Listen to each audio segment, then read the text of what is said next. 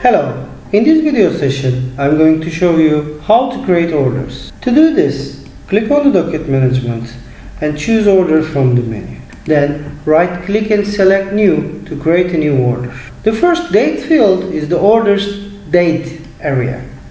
After that you can choose the customer from the list. Then input the delivery date and the actual delivery date. If you want, you can input a planned date for the completing production. And the shipment date should be entered after the last shipment.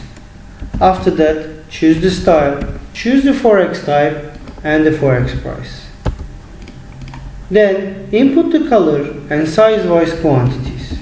After inputting all values, press F5 or click Save button to complete the order entry.